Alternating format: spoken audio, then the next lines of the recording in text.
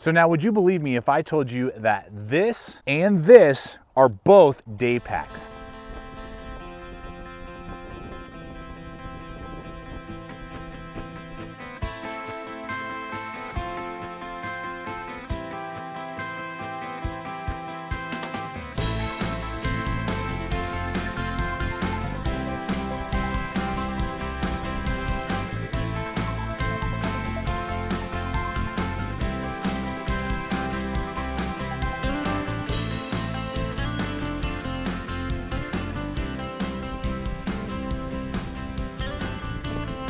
So this is the Osprey Ultralight Stuff Pack, and this is the Sea to Summit Traveling Light Day Pack. And these are both set up in a way to be able to be stuffed into really small compartments, but then give you about 18 liters of capacity for trekking and light excursions. Now, I can tell you, in my opinion, one definitely beats out the other hands down. So let me show you why that is as we break these two packs down and what they have to offer, and if these might be a great backup pack for you, day pack if you're doing lightweight backpacking or just adventures around town or traveling. So let's go ahead and take a look at these stuffable day packs and see what they have to offer and why one is way better than the other. So the Sea to Summit will be the smaller of the two when they're compressed and packed down, and it will weigh less. This thing comes in at 2.6 ounces and has a few different ways to attach. Little nylon strap here, you've got your cinch string, and then a snap button attachment to put on key rings and that type of thing. The Osprey will be a little bit larger and weigh just over 1 ounce heavier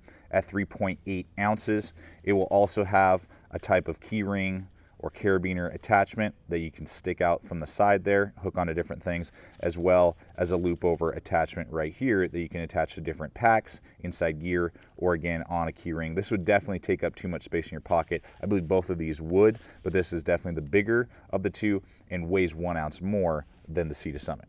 So the nice thing is that these come in at a really good price point, between $30 and $35. We will have links in the description below over to Amazon, so that at the end of this video, after you've watched it and seen the ins and outs of both these packs, if one of these stands out to you, and I think there will be one that stands out more than the other, and you like it, if you use those hyperlinks, it'll take you straight over to Amazon, and we get a small kickback. Helps us to get out there, purchase gear, just like what you see here in this video and other videos that we crank out every single week, and helps me continue to make videos every single week for you, the viewer. So thank you so much for using those hyperlinks that we're offering to you in the description below this video. So we're gonna start with the Sea to Summit bag.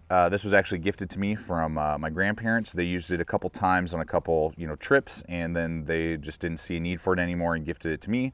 So that's what kind of started this whole process. So I got this one first. And the nice thing is, I love Sea to Summit. Great brand. I love a lot of their stuff. Cordura fabric, which is great. Ultralight, kind of a ripstop. You're gonna see that nylon. You can see the X's for that, ripstop material there. 20 liters on this one, so this will be the bigger of the two. The Osprey is going to be 18 liters that we'll look at in just a second. And it's basically a one compartment bag. You unstuff it, and then boom, you throw your gear in there. On the back side here, no padding or anything like that. You have very thin, as you would expect, shoulder straps here, pretty adjustable, pretty generous. I'm a bigger guy, 6'2", I weigh about 215, and these fit on me, both these packs fit on me rather well. No sternum straps or belly straps or anything else to worry about. You have a little tiny hook strap right here just to hang things on, or if you wanted to attach a little, light or something like that. And then you got smaller grab tabs for your zippers here. I would have liked to see these a little bit bigger. If this was my go-to pack, I would definitely run some paracord through there. Goes about halfway down the bag on either side, no external compartments whatsoever, and then there is your compartment inside. So you're gonna have the opportunity to throw a larger camera case. This would have all my 2 GoPros and mics and all that stuff. I can carry a water bottle and then a hoodie. The attached stuff bag is sewn in right here. It's on the inside of the pack, and you can cinch it down. It's about big enough for maybe some chapstick and some cash, maybe some coins, 1 or 2 keys, maybe, like a hotel room key, something like that. That's about what you would be able to store inside the pack. Other than that, it's just that dump pouch. And so here's the Osprey coming in at the 18 liters, so it will have 2 liters less than the Sea to Summit. It is not Cordura fabric, but it is 40D ripstop nylon. Very similar, I would say very similar, durability aspects to it. It does have zippers on it that are YKK, whereas the Sea to Summit was not, so that's another added bonus. And as we look here, one of the first things is that you'll see that the shoulder straps definitely have more, not only breathability, because it has this mesh here, but they're about twice as thick, so they're going to be able to carry heavier loads easier than the Sea to Summit was literally just at the same thinness of nylon straps. So that was something right out of the gate that I noticed, that this was absolutely able to carry your heavier loads easier, which was a big plus. Same kind of, a distance, so it would absolutely fit on a larger person like myself, being over 6 foot. And again, no belly straps, no sternum straps, nothing like that. Other than that, this thing, in my opinion, is in every way a better laid out, designed pack. On one side of the bag, you're going to get an external mesh pocket for your water bottles or whatever else you would want to throw in there. Now this is like a 24-ounce Camelback chute that we use a lot here. I love that water bottle. That'll be in the links below. It would absolutely hold a 32-ounce Nalgene, no problem, or like a Hydro Flask, something like that. That's a lot of water for such a lightweight pack. This still, even though the shoulder straps are thicker, it still isn't going to carry a lot of weight. You don't want to really load this thing down, but it could absolutely do, a Nalgene if you wanted to. I would go with less water, more something around the 20-ounce will help just disperse the load better. So that is on one side, nothing on the other. So that's something to consider there, but you can use this for all sorts of different stashing options. And unlike the Sea to Summit, again, YKK zippers, but nice little pull tabs on all the zippers as well. So if I have gloves on or, just whatever, I can easily grab this, open this bad boy up, easier to grab. It's those little details in this bag that I like better than on the Sea to Summit.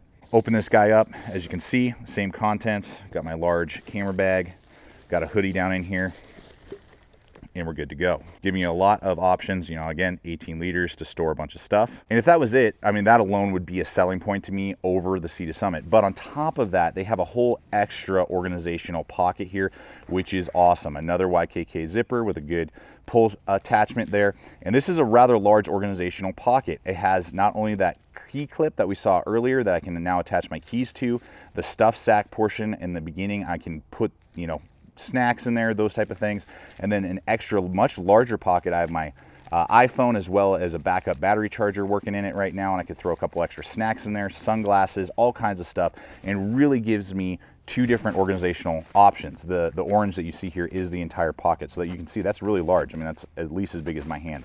So those options, not only the water bottle sleeve, the pull tabs, and then the extra organizational pocket, and the much better shoulder straps for added not only breathability but support, really sets us apart from the Sea to Summit bag, in my opinion. Well, folks, there you have it. For me, it's an easy choice. Originally being gifted the Sea to Summit, and then after having used this a little bit, just seeing what else was out there on the market, discovering the Osprey.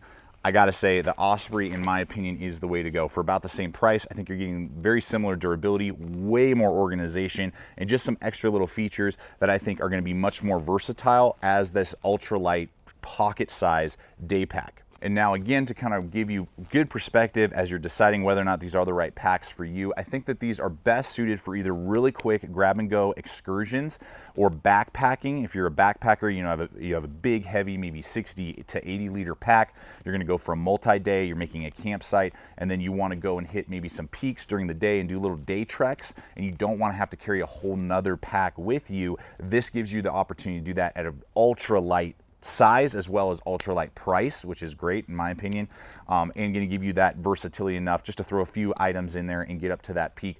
Or if you're just doing quick day trips around a city, if you're traveling, visiting New York or Paris, France, or whatever it may be, and you just want to carry a couple items and you want to cut down on the weight for your luggage so you're not having to pay more, this is a great option as well. So that's really where I see this fitting in. I would not say that these are super heavy duty, multi-day, and you're going to be using these and just kicking the crap out of them all the time, and you're wanting to load these out with like 15-20 pounds. They're just not designed for that. These are really quick grab and go ultralight packs, and that's where they're going to fit in really well to a system that you may be building out. So I want to thank you for coming over here today and checking out the channel. Please subscribe, comment, like, share this video. Love to hear you guys' thoughts. Any questions you have, I'll answer in the comments below. Consider becoming part of the channel and part of the discussion. Leave comments below. Love to hear you guys' thoughts, answer any questions that you guys may have.